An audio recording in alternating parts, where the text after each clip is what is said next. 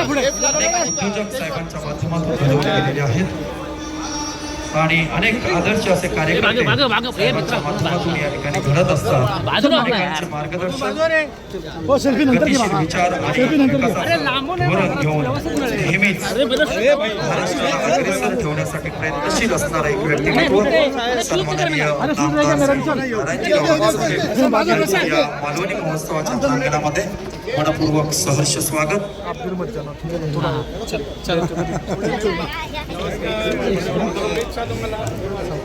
शेकडो किलोमीटर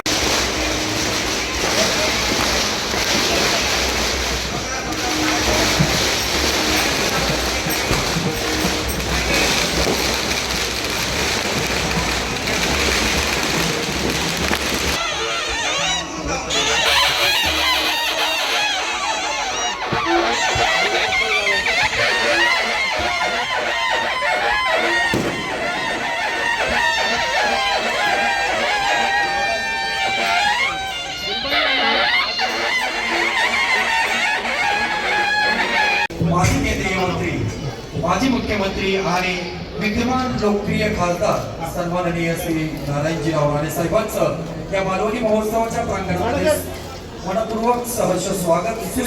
सुस्वागत. यांची आदरणीय सर्वजण वाट पाहत होतो. आगमन या मालवणी महोत्सवाच्या प्रांगणामध्ये झालेलं आहे. मी आयोजकांच्या वतीनं त्यांचं या ठिकाणी मनपूर्वक सहर्ष स्वागत करतो. आमच्या कार्यकर्त्यांना विनंती, आपण सर्वांनी रंगमंचावर उपस्थित राहायचं आहे. काही क्षणातच साहेब या रंगमंच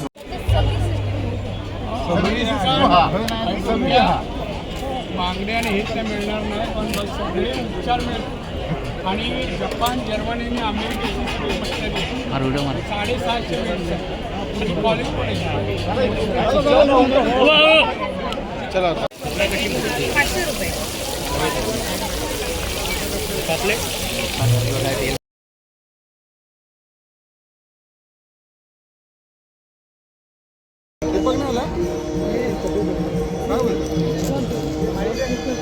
अरे विकास कशाला एवढा हात पुढे येतोय? ज्या क्षणाची साहेब ज्या क्षणाची खऱ्या अर्थानं आतुरतेने वाट पाहत होतो, तो क्षण सन्माननीय विकासजी पाटील, आपणास ही विनंती आहे आपण रंगमंचावर यावं. त्याच पद्धतीने सन्माननीय श्री निरंजनजी रावकरे साहेब आपणही या मंचावर उपस्थित राहावं. यानंतर खऱ्या अर्थानं प्रथमतः आपण पाहुण्यांचं स्वागत करणं या ठिकाणी कमिटीचे सन्माननीय कमिटी प्रमुख या ठिकाणी आहेत. साहेबांना विनंती आहे या सन्मानाचा आपण स्वीकार करायचा. स्वागत. त्यानंतर मी सन्माननीय श्री सीतारामजी राणे साहेब त्याच पद्धतीने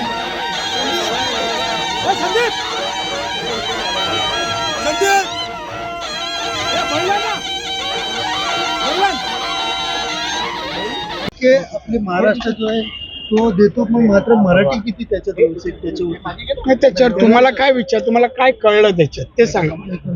काय कळलं? हिंदी में बोलू क्या मराठी? हाँ, मग तुम्ही हिंदी आणि मराठी मिक्स केलं म्हणून.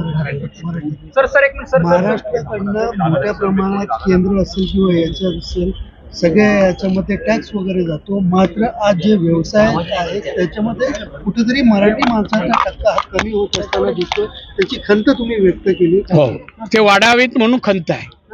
ते वाढावेत. मराठी माणसं व्यवसायात पुढे यावीत, टक्केवारीने यावीत आणि आमच्या GDP मध्ये मराठी माणसाची टक्केवारी असावी या हेतूने बोललो.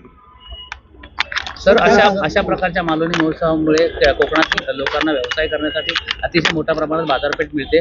कसं बघता याच्याकडे? आणि अजून काही लोकांना अजून यामध्ये अटॅच होण्याची गरज आहे, त्याबद्दल नाही कसं बघता म्हणण्यापेक्षा मला हे पाहून बरं वाटतं. मराठी माणूस काहीतरी व्यवसाय करायला लागला आहे आणि ही संख्या वाढत आहे. गेल्या 25 वर्षात मुंबई आणि महाराष्ट्रात अनेक महोत्सव होत आहेत आणि बाजारपेठीमध्ये हे मराठी माणसाची टक्केवारी वाढते आहे. नकळत आर्थिक क्षेत्रात पण त्यांची टक्केवारी वाढते आहे. ही अतिशय चांगली गोष्ट आहे. तर कोकणाला पर्यटनाचा दर्जा आणि मिळाला देखील आहे. अजून देखील कोकणामध्ये लोकांची जी म्हणजे आपण सांगितलं की तारकर्ली असेल तर पर्यटन जास्तीत जास्त आकर्षित होऊ लागले. तुम्ही तारकर्लीचा हॉटेल्स काय म्हणायचंय तुम्हाला? नाही ना, अजून पर्यटकांना आकर्षित करावं. आज जगातील सगळ्यात मोठा कोणता व्यवसाय असेल तर पर्यटन. आणि म्हणून पर्यटन आम्ही जेव्हा टाटाकडून कोकणाबद्दल कोणता व्यवसाय आणि रोजगार द्यावा स्टडी करायला दिलं, तेव्हा त्यांनी स्टडी रिपोर्ट जो 800 पानाचा दिला आहे त्यांनी सांगितलं इथला निसर्ग, इथला समुद्रकिनारा, इतके डोंगर आणि सगळी फळफळावट पाहता पर्यटनानेच कोकणाचा विकास होईल. पर्यटनातून रोजगार निर्मिती करणं, उद्योगधंदे वाढवणं हे प्रयत्न आमचे आहेत. पण मी अशा लोकांना जुमानत नाही पाहिलं. 30-35 वर्षात त्यांना खड्याला बाजूला कसे टाकतात ताटातून, तसे मी बाजूला केले, संपले सगळे. यावेळेस साफ झालं ना सगळं, वडली राहणे तिकडे. दादा, तुम्ही लोकांच्या गरजा ओळखून उद्योगधंदे उभारा असं म्हणताय, तर केंद्र सरकारकडनं आपल्याला काही त्यासाठी वेगळी प्रशिक्षण किंवा वेगळ्या योजना राबवणार? प्रशिक्षण तो माहिती, मी MEC मंत्री असताना प्रशिक्षण दिलं ना, जिल्ह्यात प्रशिक्षण दिलं. 72 अधिकारी आणले मी, त्यांनी मार्गदर्शन करायला कोणता व्यवसाय करावा, कोणत्या धंद्यात किती नफा आहे यापासून त्यांनी मार्गदर्शन केलं. आणि ते प्रयत्न माझे सातत्याने चालू राहते. डिझनीलँड कधी बनणार कोकणात? हा? डिझनीलँड कधी बनणार? बनणार म्हणजे फक्त आम्हाला ती जागा तर मिळाली आहे, नसेल तरी मी मिळवेल, जागेचं आहे नाही आहे तेवढीच. एक तर मी बघतो खाजगी उद्योजक येतो का. अनेक मोठ्या उद्योजकांना मी विचारलं आहे, जो खर्च होईल तो त्याने करावा आणि प्रॉफिट पण त्याने घ्यावं. फक्त त्याने आमच्या इकडे डिस्नीलँड आणावी हे मी 2-3 उद्योजकांशी बोललो आहे. रिलायन्सशी पण बोललो आहे. ते बघू कधी देत. विमानतळासाठी प्रयत्न काय हरकत नाही, टेक्निकल मुद्दा आहे. मी ह्या आठवड्यात मी केंद्रीय मंत्री ज्याकडे विमानाचं परवानगी आहे त्याला मी एकदा भेटलो. दुसऱ्यांदा 17ला भेटायची माझी अपॉइंटमेंट आहे. त्यांनी जर ती दिली तर मी जाणार आणि 8-10 दिवसाच्या आत चालू करणार. मी दुसऱ्याही एअरलाईन्सशी बोलतो आहे आणि नितीन गडकरी ती मीटिंग अरेंज करते. हा, चिपीच बोललो, आता चूक नाही झालो मी.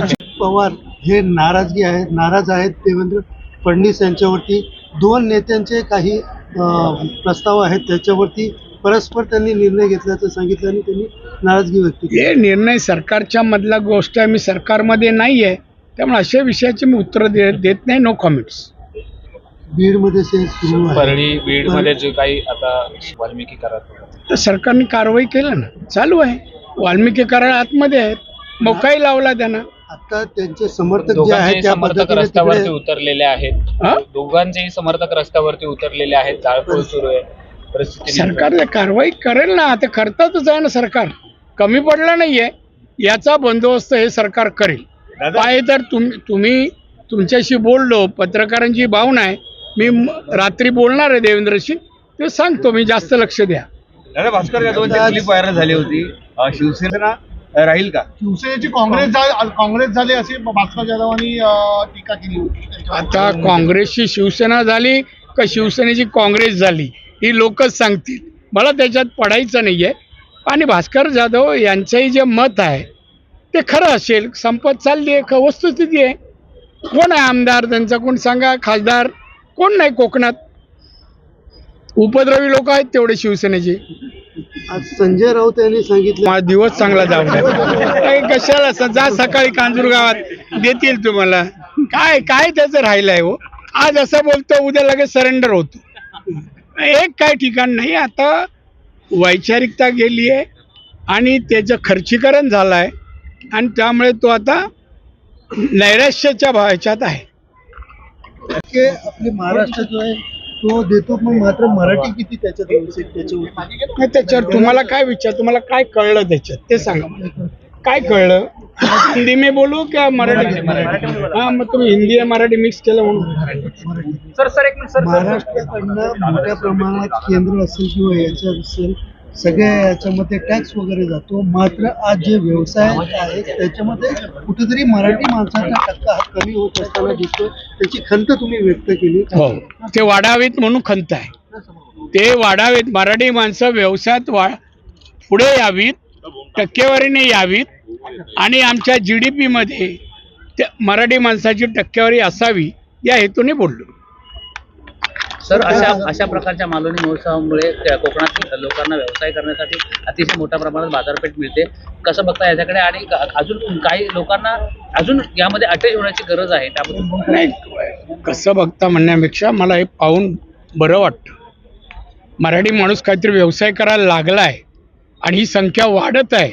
गेल्या 25 वर्षात मुंबई आणि महाराष्ट्रात अनेक महोत्सव होत आहेत आणि बाजारपेठीमध्ये हे मराठी माणसाची टक्केवारी वाढते आहे. नकळत आर्थिक क्षेत्रात पण त्यांची टक्केवारी वाढते आहे. ही अतिशय चांगली गोष्ट आहे.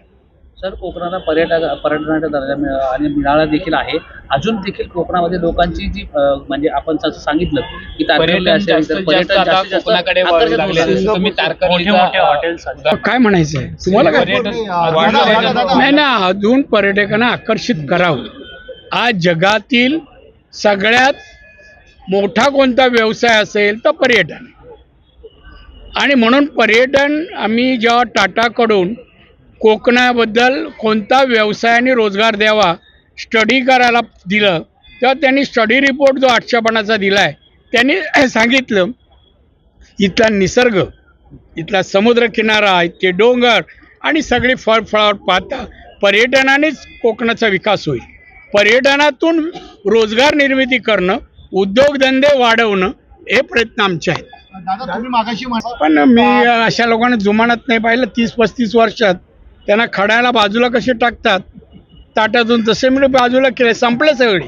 यावेळेस साफ झालं ना सगळं, वडली राहणे तिकडे. दादा तुम्ही लोकांच्या गरजा ओळखून उद्योगधंदे उभारा असं म्हणताय, तर केंद्र सरकारकडनं आपल्याला काही त्यासाठी वेगळी प्रशिक्षण किंवा वेगळ्या योजना राबवणार? प्रशिक्षण तुम्हाला माहिती, मी MEC मंत्री असताना प्रशिक्षण दिलं ना, जिल्ह्यात प्रशिक्षण दिलं. 72 अधिकारी आणले मी. त्यांनी मार्गदर्शन करायला कोणता व्यवसाय करावा, कोणत्या धंद्यात किती नफा आहे यापासून त्यांनी मार्गदर्शन केलं आणि ते प्रयत्न माझे सातत्याने चालू राहते. डिझनीलँड कधी बनणार कोकणात? डिझनीलँड कधी बनणार? बनणार म्हणजे फक्त आम्हाला ती जागा तर मिळाली आहे, नसेल तरी मी मिळवेल, जागेचा आहे नाही आहे तेवढीच. एक तर मी बघतो खाजगी उद्योजक येतो का. अनेक मोठ्या उद्योजकांना मी विचारलं आहे, जो खर्च होईल तो त्याने करावा आणि प्रॉफिट पण त्याने घ्यावं. फक्त त्याने आमच्या इकडे डिस्नीलँड आणावी हे मी 2-3 उद्योजकांशी बोललो आहे. रिलायन्सशी पण बोललो आहे. ते बघू कधी दे. विमानतळासाठी प्रयत्न काय हरकत नाही, टेक्निकल मुद्दा आहे. मी ह्या आठवड्यात मी केंद्रीय मंत्री ज्याकडे विमानाचं परवानगी आहे त्याला मी एकदा भेटलो. दुसऱ्यांदा 17ला भेटायची माझी अपॉइंटमेंट आहे. त्यांनी जर ती दिली तर मी जाणार आणि 8-10 दिवसाच्या आत चालू करणार. मी दुसऱ्याही एअरलाईन्सशी बोलतो आहे आणि नितीन गडकरी ती मीटिंग अरेंज करते. चिपीच बोललो, आता चूक नाही झालो मी. हा महोत्सव सुरू करण्यामागचा हेतू होता की कोकणी माणूस, कोकणी मुलूक, इथली फळं आणि इथे जेवण म्हणजे खाद्यपदार्थ याची ओळख अन्य लोकांना व्हावी, अन्य जाती धर्माच्या लोकांना व्हावी, अन्य राज्यातल्या लोकांना व्हावी. आणि म्हणून त्या दृष्टीने अशी बाजारपेठ आपल्याला मिळवण्याच्या दृष्टीने मी जे प्रयत्न केले त्यामध्ये कोकण महोत्सवाचा विषय मी लावून धरला आणि मुंबई सुरू केला. हे जे बाजारपेठ तुम्ही हे मार्केट या ठिकाणी स्टॉल लावलेत ना, पहिल्या वेळेलाही असे स्टॉल लागले, दुसऱ्या वेळा, तिसरा, दरवर्षी मी कुठल्या ना कुठल्या महोत्सवाला जायचो. इथल्या स्टॉल धारकांना तेव्हाही सांगितलं, आजही सांगतो, हा स्टॉल आहे छोटा असेल, आज विक्री लाखात असेल, 5-10 वर्षांनी तुमची मोठं दुकानं व्हायला पाहिजे, खाद्यपदार्थ हॉटेल व्हायला पाहिजे, तरच आपण हे महोत्सव करतो आहोत त्यात यशस्वी झालो असं आपण म्हणू शकतो.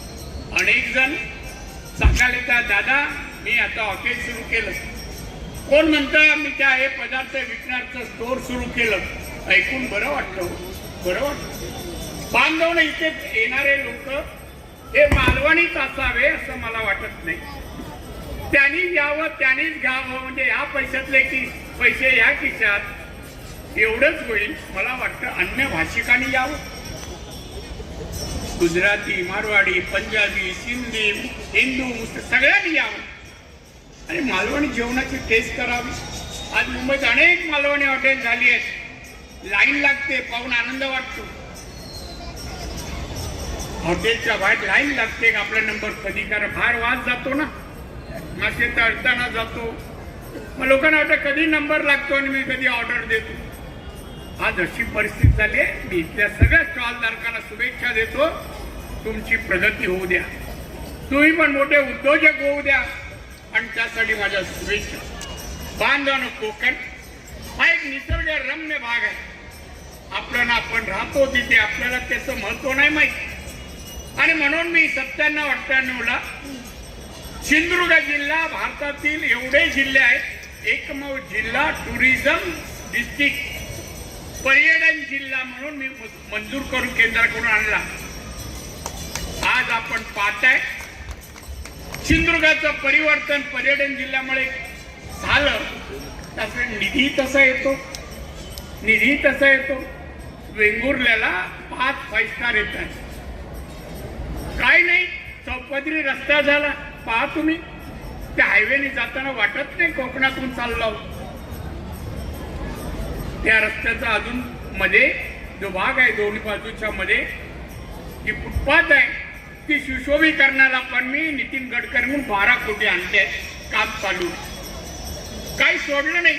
पण त्या जिल्ह्यात फिरताना निसर्ग पाहिल्यानंतर आनंद अन्य लोकांना व्हावा, बाहेरच्या जिल्ह्यातील लोक व्हावा, बाहेरच्या राज्यातील लोकांना व्हावा, त्यांनी यावं, पर्यटकांनी यावं, आमच्या हॉटेलमध्ये विविध उपक्रमामध्ये पैसे खर्च करावेत आणि ते पैसे आमच्या लोकांच्या खिशात जावे, बँकेत जावे आणि त्यांनी प्रगती साध्य करावी, हा माझा हेतू होता.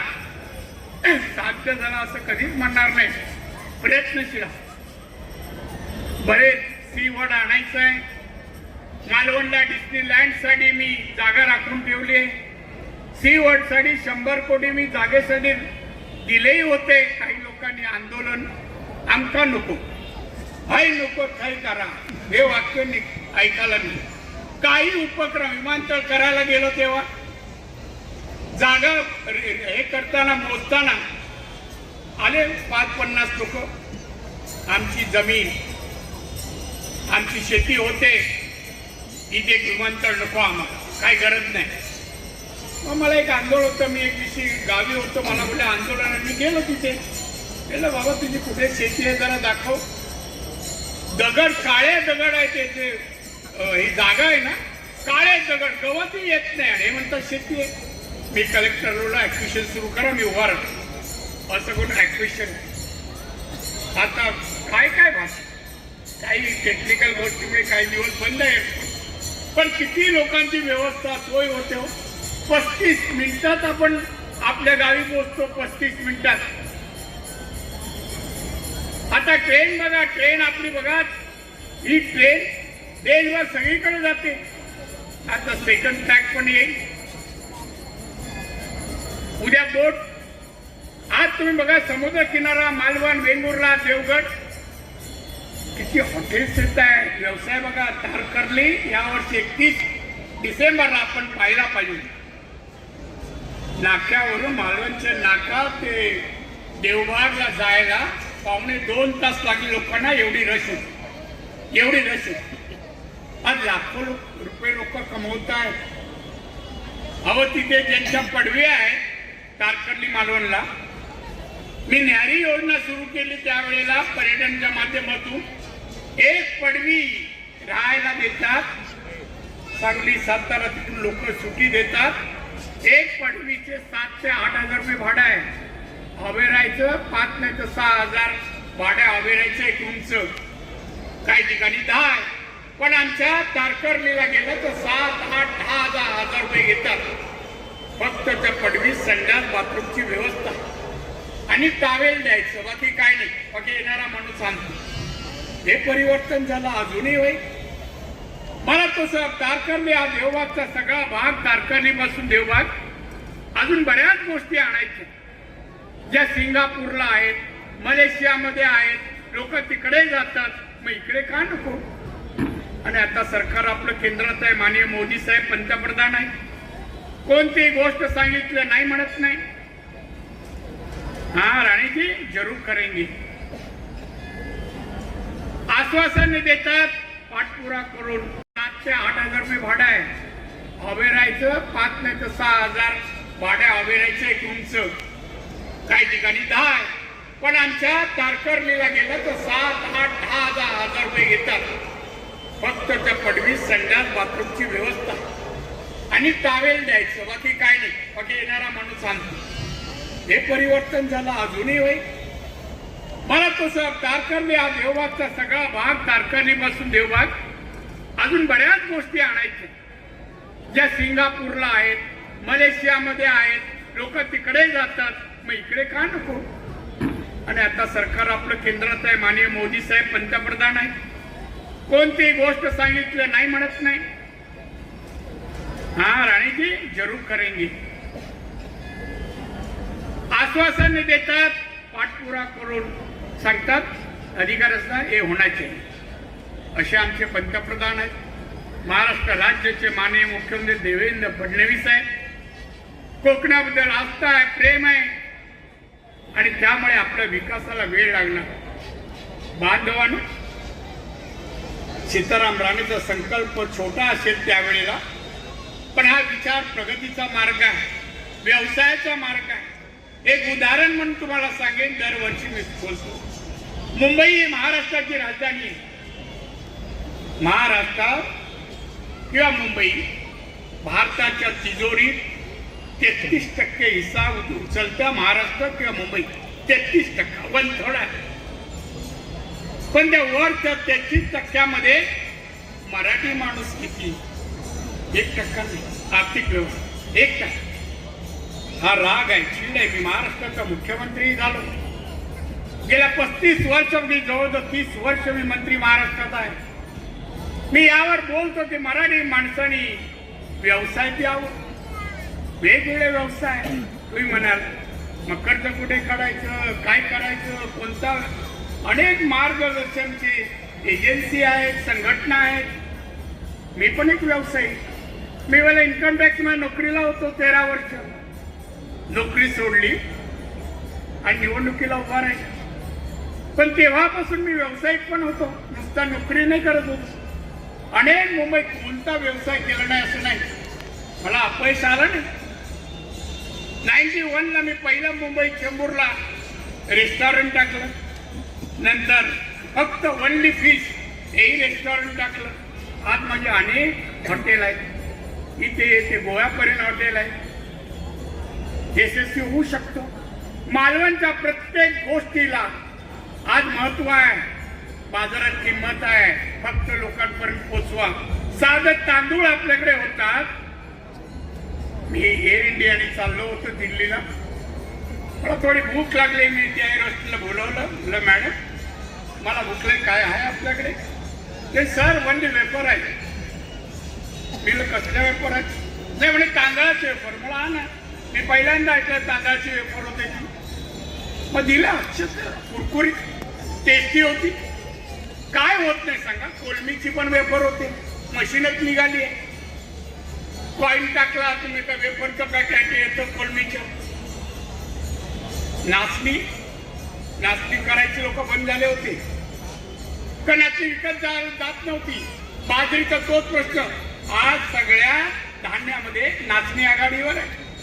सगळे नाचणी. मुंबईमध्ये गिरगावमध्ये एक हॉटेल आहे, म्हणजे आपल्या गिरगाव, ते ऑनलाईन सगळं सप्लाय करतात. परवा माझ्या पीएनी मी बोललो, अरे हे नाचणीचं कुठे मिळतं बघ रे. तो गुगलवर गेला, ॲड्रेस काढला आणि त्यांनी मागितले किती वेफर, शेव, सगळे पदार्थ नाचणीचे. आता ते मार्केट बनवणारे अर्थात मालवणी नाही, तर दुसरेच लोक बनवायला लागले. त्याच्यावर मी जाणार नाही. जाती धर्म आणि उद्योग यावर मी बोलणार नाही. पण त्यांच्या हातात उद्योग आपल्या गेला आपण पाहतो. मी ऑफिसला, नरिमन ऑफिसला आजही बसलो होतो. अनेक युवक येतात, साहेब मला नोकरी पाहिजे. काय शिकलायस? एक म्हणतो बीकॉम, दुसरा म्हणतो बीएससी ऍग्रिकल्चर. म्हणजे काय तू व्यवसाय कर, बीएससी ऍग्रिकल्चर तू व्यवसाय नाही करू शकत? नाही साहेब मला नोकरी करायची. मग बीकॉम वाल्याला विचारलं तुला काय रे? नाही साहेब मला सरकारी नोकरी पाहिजे.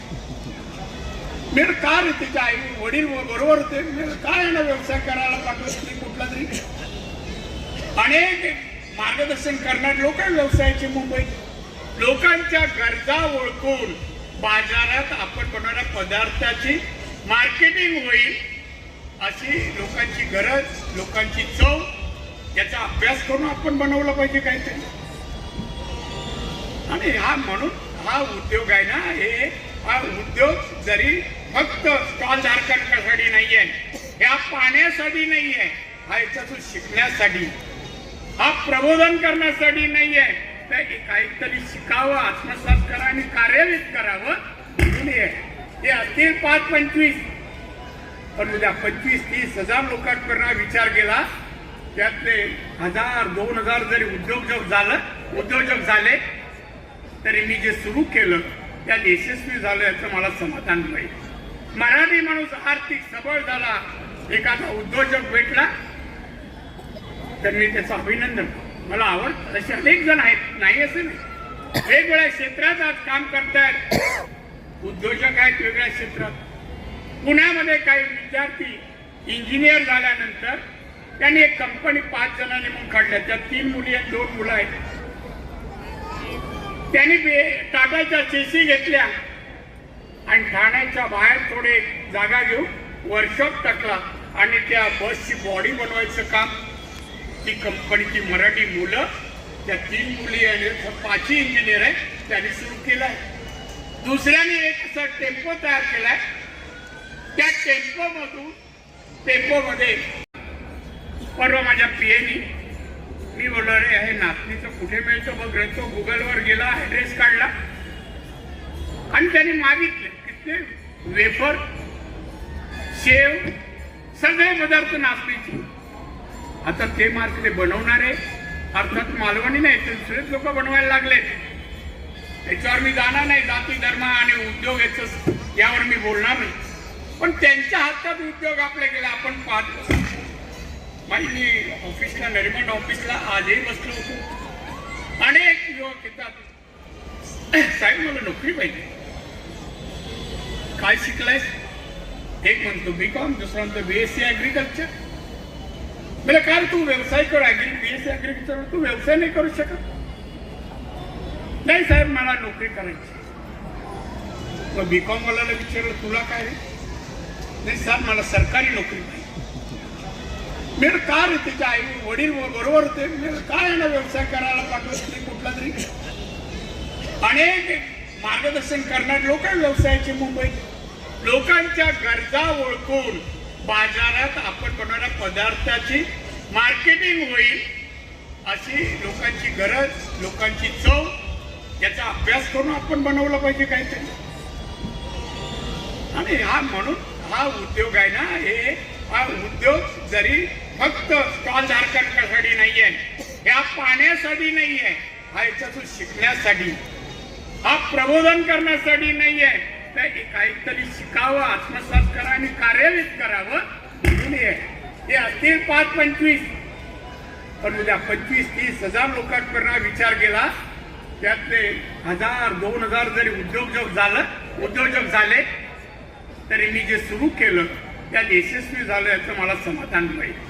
मराठी माणूस आर्थिक सबळ झाला, एखादा उद्योजक भेटला तर मी त्याचं अभिनंदन.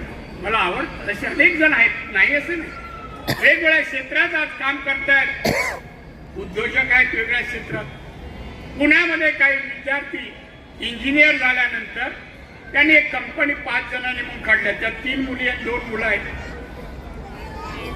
त्यांनी टाटाच्या चेसी घेतल्या आणि ठाण्याच्या बाहेर थोडे जागा घेऊन वर्कशॉप टाकला आणि त्या बसची बॉडी बनवायचं काम ती कंपनीची मराठी मुलं, त्या 3 मुली आणि 5 इंजिनियर आहेत त्यांनी सुरू केलाय. दुसऱ्याने एक असा टेम्पो तयार केलाय, त्या टेम्पोमध्ये पेट्रोल आणि डिझेलचे टँक ठेवतात आणि तुम्ही कॉल केला तर तुम्ही जिथे असाल ना तिथे पेट्रोल डिझेल भरून पैसे घेऊन जाणार. जसं ऑनलाईन मागवल्यावर आल्यावर माल देतात पैसे घेऊन, तसं पेट्रोल डिझेल ही त्या पुण्याच्या मुला मुलींनी सुरू केले उपक्रम आहे. आणि मग असे उपक्रम केले तर हा पैसा आपल्याकडे सिंधुदुर्ग जिल्ह्याची बँक आहे ना, आम्ही तिथून तशी राज्यात सबळ दिले, आर्थिक सबळ. आम्ही व्यावसायिकांना कर्ज द्यायचं. मी 1 वर्ष फक्त पोएट्रीसाठी कर्ज द्यायला सांगितलं अध्यक्ष, फक्त पोएट्री, आणि ते पण पिंजरे, आणि पहिला लॉट आम्ही देणार म्हणून, म्हणजे बँक देणार, आणि मग महिन्याला पैसे घेऊन जाणार, जो पैसे कर्ज दिलाय तेवढं. आज माणगाव खोऱ्यात जा आणि बघा, लाखोनी कोंबड्या गोवा आणि अन्य मुंबईवर जात आहेत. व्यवसाय चालतो पण करायला पाहिजे, चिकाटी चित्त पाहिजे, बुद्धीची जोड द्यायला पाहिजे. आयुष्यात यशस्वी हो, आपण प्रयत्न करायला पाहिजे. आणि म्हणून या निमित्ताने आलोय, तुमचं दर्शन करावं आणि तुमच्याकडून काहीतरी शिकता येईल ते शिकावं, आणि ह्या उद्योजकांना प्रोत्साहन द्यावं. आमच्या सीताराम राणे त्यांच्या सवंगड्यांना शाबासकी द्यावी, प्रेरणा द्यावी. या प्रेरणेतून त्यांनी भविष्यात घडावं. आणि म्हणून या स्तुत्य हेतूने मी आलो, मग सर्वांना भेटलो, याचा आनंद झाला. सीताराम राणे मी एवढंच म्हणेन, आप आगे बढो. या मालवणी महोत्सव हा वर्षाची बेजमी नाहीये, त्यातून विधायक, सामाजिक आणि लोकहिताची कामं करा, आणि त्याचबरोबर व्यवसाय करून स्वतः सबळ व्हा आणि दुसऱ्यांना सबळ करायला हातभार लावा. हेच आजच्या प्रसंगी मी सांगेन. आणि म्हणून तुम्ही मला अतिशय प्रेमाने स्वागत केलं, मान सन्मान केला, आणि आमंत्रित करून मला जो सन्मान दिला त्याबद्दल सीताराम राणे, त्यांचे सवंगडी, सहकारी यांचा मी ऋणी आहे, आभारी आहे. इथे मोठ्या संख्येने तुम्ही सर्व उपस्थित आहात. खरे म्हणजे या कार्यक्रमाला, महोत्सव तुमच्या सगळ्यांमुळे या ठिकाणी शोभा वाढली आणि अतिशय वातावरण निर्मिती झाली. प्रेक्षकांना सर्वांना मी माझ्या कुलदैवत रामेश्वराकडे प्रार्थना करेन, आपल्या सर्वांना माझ्या रामेश्वराने उदंड आयुष्याने उत्तम आरोग्य देव, त्यांच्या मनोकामना पूर्ण करोत, असं बोलतो. इथेच थांबतो. जय हिंद, जय महाराष्ट्र. राणे साहेब संपूर्ण कुटुंबाला या ठिकाणी विनंती करतो की आपण खऱ्या अर्थानं कृषी प्रधान देशातील ग्रामीण संस्कृतीचा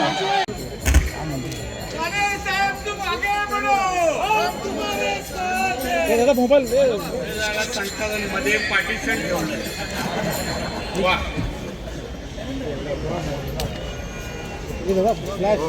कोकण ग्रामविकास मंडळाच्या माध्यमातून सन्माननीय सीताराम राणे आयोजित केलेलं कोकण महोत्सव साजरा होतोय. गेली 26 वर्ष हा महोत्सव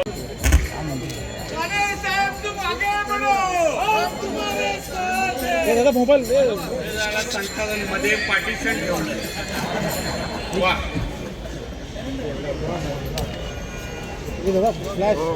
कोकण ग्रामविकास मंडळाच्या माध्यमातून सन्माननीय सीताराम राणे आयोजित केलेलं कोकण महोत्सव साजरा होतोय. गेली 26 वर्ष हा महोत्सव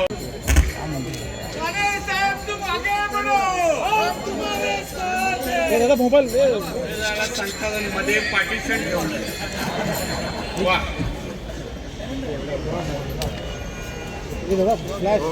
कोकण ग्रामविकास मंडळाच्या माध्यमातून सन्माननीय सीताराम राणे आयोजित केलेलं कोकण महोत्सव साजरा होतोय. गेली 26 वर्ष हा महोत्सव